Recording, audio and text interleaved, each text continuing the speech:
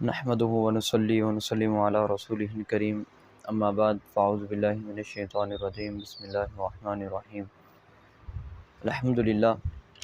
آج 12واں پارہ نماز تراویح کے اندر پڑھا گیا۔ اللہ رب العزت ہمارا کھڑا ہونا من قام رمضان ایمان و احتساب کے تحت اللہ رب العزت اپنی بارگاہ کے اندر قبول و منظور فرمائے اور ہمارے گناہوں کو معاف فرمائے۔ اللہ رب العزت نے اس پارے کے اندر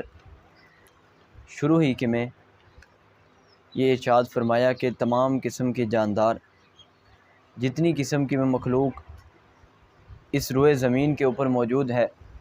اللہ رب العزت ہی انہیں رزق مہیا کرتے ہیں، چاہے وہ زمین کے اوپر ہے، چاہے وہ زمین کی تہوں کے اندر موجود ہے یا پتھروں کی گہرائیوں کے اندر موجود ہے، جہاں کہیں بھی موجود ہے اللہ رب العزت اسے اپنا رزق پہنچا رہے ہیں۔ وَمَا مِن دَابَّةٍ فِي الْأَرْضِ إِلَّا عَلَى اللَّهِ رِزْقُهَا وَيَعْلَمُ مُسْتَقَرَّهَا وَمُسْتَوْدَعَهَا۔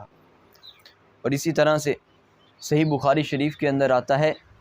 کہ نبی اکرم صلی اللہ علیہ وآلہ وسلم نے، حدیث قدسی ہے، اللہ رب العزت ارشاد فرماتے ہیں کہ اے انسان، تو میری راہ کے اندر خرچ کر، میں تجھے اور دوں گا، اور فرمایا کہ میرا ہاتھ بھرا ہوا ہے، زمین و آسمان کی پیدائش سے لے کر آج تک میں نے کتنے لوگوں کو نوازا ہے، اللہ رب العزت نے کتنے لوگوں کو دیا ہے، لیکن اللہ رب العزت کے دائنے ہاتھ میں ذرا برابر بھی کمی نہیں آئی۔ آپ اندازہ لگائیے کہ اللہ رب العزت کی رحمت کے خزانے کتنے وسیع ہیں، ہمیں اللہ رب العزت نے اس دنیا کے اندر کتنی نعمتوں سے نوازا ہے، بے شمار نعمتیں ہیں اللہ رب العزت کی، لیکن اللہ رب العزت فرماتے ہیں کہ میری نعمتوں میں میرے ہاتھ سے ذرا برابر بھی کمی نہیں ہوئی۔ اس لیے اللہ رب العزت سے مانگنا چاہیے، اللہ رب العزت کے راستے میں خرچ بھی کرنا چاہیے، اور اللہ رب العزت سے سوال بھی کرنا چاہیے اور اس سے طلب بھی کرنی چاہیے۔ اور اسی طرح سے اسی سپارے کے اندر حضرت نوح علیہ السلام کا بھی تذکرہ فرمایا کہ جب حضرت نوح علیہ السلام کی قوم نے ان پر یہ اعتراض پیش کیے کہ ہم آپ کی بات کو کیوں مانیں، آپ بھی تو ہماری طرح ایک انسان ہی ہیں، اگر آپ بشر ہوتے، اگر آپ کوئی فرشتہ ہوتے تو ہم آپ کی بات بھی مانتے، نہ آپ کو ہمارے اوپر کوئی فوقیت حاصل ہے، آپ ہمارے طرح کے ہی ایک انسان ہیں۔ فقال الملأ الذین کفروا من قومی، اس آیت کے اندر اللہ رب العزت نے ان کے اعتراضات کو بیان فرمایا۔ اور اسی طرح سے اللہ رب العزت کا حضرت نوح علیہ السلام کو کشتی بنانے کا حکم دینا کہ وَاصْنَعِ الْفُلْكَ بِأَعْيُنِنَا وَوَحْيِنَا، اور اسی طرح اسی سپارے کے اندر جب ان کی قوم پر اللہ رب العزت کی طرف سے عذاب نازل ہوا تو اللہ رب العزت نے انہیں حکم دیا کہ آپ کشتی کے اندر ہر چیز میں سے، ہر جاندار میں سے جوڑا جوڑا اپنی کشتی کے اندر سوال کر لیجئے۔ حتیٰ اذا جاء امرنا وفارت التنور قلنا نحمل فیہا من کل زوجین اثنین۔ اور اسی صورت کے اندر اللہ رب العزت نے حضرت نوح علیہ السلام کا اپنے باپ کی بات نہ ماننا اور اللہ رب العزت کی نافرمانی کرنا، اس چیز کو بھی اللہ رب العزت نے اسی صورت کے اندر بیان فرمایا۔ اور اسی صورت کے اندر حضرت ہود علیہ السلام کا بھی تذکرہ فرمایا، جو اپنی قوم کی طرف بھیجے گئے، ان کا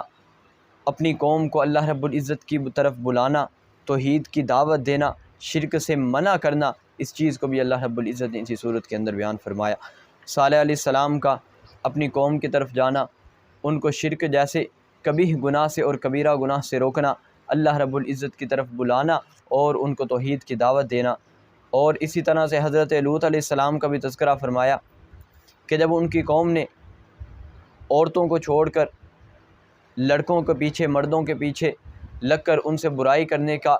فعل شروع کر دیا، انہوں نے لوطی کام وہ شروع کر دیا، تو اللہ رب العزت نے ان کے اوپر سخت ترین عذاب کو نازل کیا۔ اور اللہ رب العزت نے اسی صورت کے اندر حضرت شعیب علیہ السلام کا بھی تذکرہ فرمایا کہ جب حضرت شعیب علیہ السلام کو ان کی قوم کی طرف بھیجا گیا، انہوں نے ان کو بھی توحید کی دعوت دی، انہیں پورا ماپنے کا حکم دیا کہ وَأَوْفُوا الْمِكْيَالَ وَالْمِيزَانَ، کہ پورا جب بھی ماپ کیا کرو کو پورا ماپ تول کیا کرو۔ لیکن یہ بات دیکھیے کہ جتنے بھی یہ رسول اور نبی بھیجے گئے ہر قوم کی طرف، اپنی اپنی قوم کی طرف، ان کی دعوت کا ایک ہی مرکز تھا، اللہ رب العزت کی طرف بلانا، اپنی قوم کو شرک جیسے کبیرہ گناہ سے روکنا اور ان کو توحید کی دعوت دینا۔ کہ آپ اندازہ لگائیے یہ کس قدر اہم معاملہ ہے، اللہ رب العزت کے ساتھ شرک نہ کرنا۔ ہر نبی اور رسول نے اپنی قوم کو سب سے پہلے اس چیز کی دعوت دی ہے، لیکن آج ہمیں یہ بات سمجھ نہیں آتی، ہم غیر اللہ کے سامنے اپنے سر کو جھکاتے ہیں، اپنے ماتھے ٹیکتے ہیں، لیکن اللہ رب العزت نے اس بات سے ہمیں منع فرمایا۔ یہ وہی شرک ہے جس کا رب العالمین نے قرآن مجید کے اندر تذکرہ فرمایا کہ ان اللہ لا یغفر ان یشرک بہ ویغفر ما دون ذلک لمن یشاء۔ اللہ رب العزت شرک کے علاوہ تمام گناہوں کو معاف کر دیں گے، لیکن اللہ رب العالمین شرک جیسے کبیرہ گناہ کو معاف نہ کریں گے۔ اور اسی طرح آج سورۃ یوسف بھی پڑھی گئی۔ یوسف کے اندر مختصراً میں آپ کے سامنے وہ رکھتا ہوں کہ جب حضرت یوسف علیہ السلام کو خواب کے اندر سورج اور چاند اور ستارے سجدہ کرتے ہیں، حضرت یوسف علیہ السلام کا اپنے باپ کو یہ خواب بیان کرنا اور ان کے باپ کا اپنے بیٹے کو یہ نصیحت کرنا کہ بیٹا اس خواب کو اپنے بھائیوں کے لیے نہ بیان کرنا، وہ تمہارے لیے صحیح ارادہ نہیں رکھتے۔ اور اسی طرح سے ان کے بھائیوں کا حضرت یوسف علیہ السلام کو ساتھ لے جانا، کنویں کے اندر پھینکنا اور حضرت یوسف علیہ السلام کا کنویں سے نکالا جانا، مصر کے بازار کے اندر بیچا جانا اور عزیز مصر کے گھر پہنچنا، اور عزیز مصر کی جو بیوی ہے ان کا حضرت یوسف علیہ السلام